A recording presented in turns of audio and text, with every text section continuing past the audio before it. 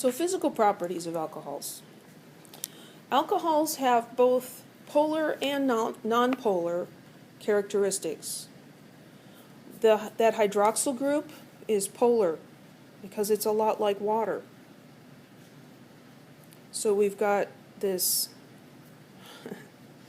hydroxyl group,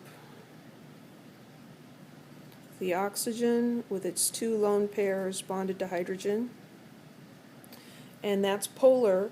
And then we've got the carbon alkane type end, which can vary in length. But alkanes were nonpolar. So the physical properties of the alcohol are going to depend on which one is more important. So if you have a small alkyl group, like methanol or ethanol, where that carbon group is small, then the nonpolar properties are going to have less importance than the polar properties. If you get a really long carbon chain on there, and you've still got that one hydroxyl group, then the nonpolar properties will prevail. So this depends on the length of the nonpolar carbon chain. It also depends on the number of polar hydroxyl groups. If you've got a lot of hydroxyl groups, then that's going to up the importance of the polar part of the molecule. So here's a picture. Space-filling models. Here we've got methanol. And in the pink is the polar end, and in the green is the nonpolar part. So here, the polar part, the polar hydroxyl functional group predominates. And methanol is going to have properties more in line with a polar molecule. It's going to be soluble in water.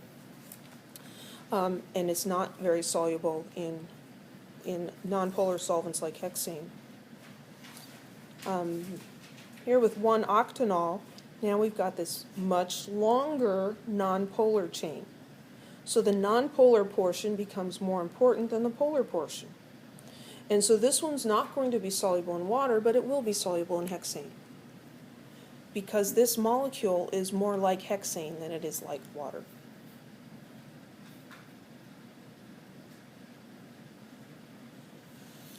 These polar-nonpolar sections also affect things like boiling points.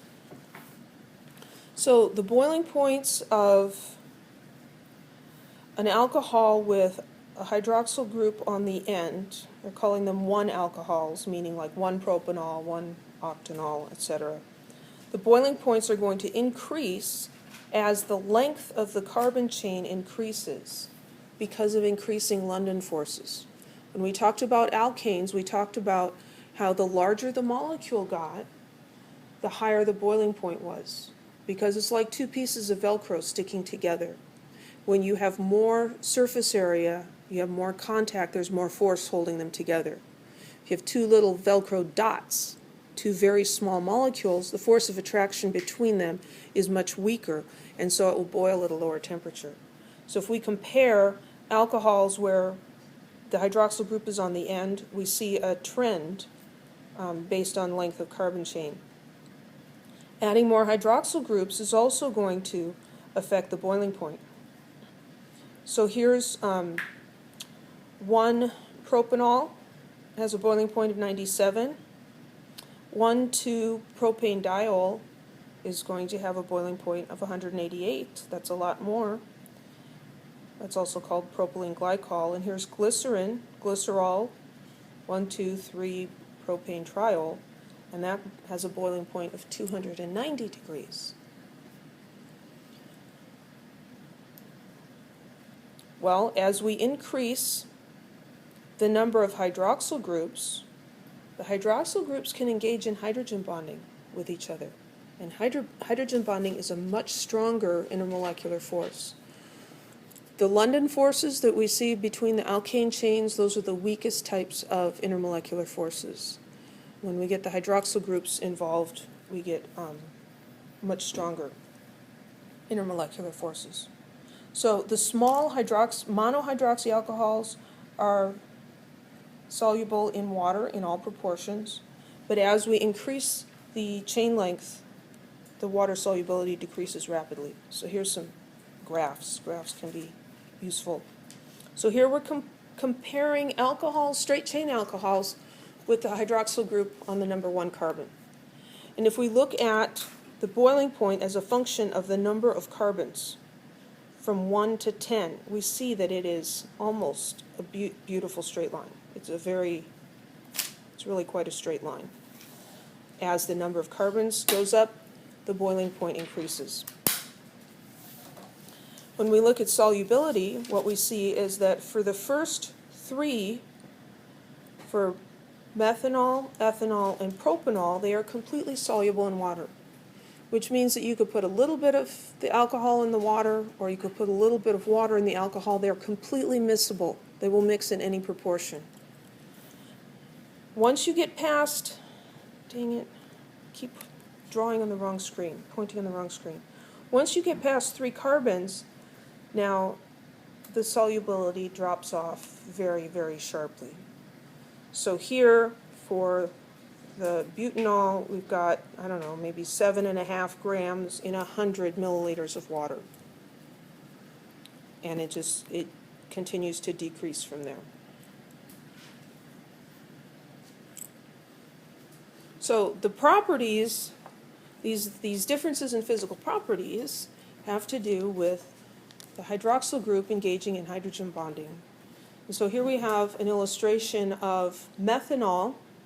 Well, if this is CH3, this is methanol. But here's the R group, the alkyl group. And here's the hydroxyl group. These yellow ones are the lone pairs. We get hydrogen bonding between the lone pair on this oxygen and the hydrogen on a neighboring water molecule. Remember, hydrogen bonding occurs when you have hydrogen bonded to one of the 3 electronegative elements. So fluorine, oxygen, or nitrogen bonded to hydrogen. And one way to remember that is to remember the movie E.T. What did E.T. want to do? He wanted to phone home. So this isn't spelling it correctly, but F-O-N, phone home.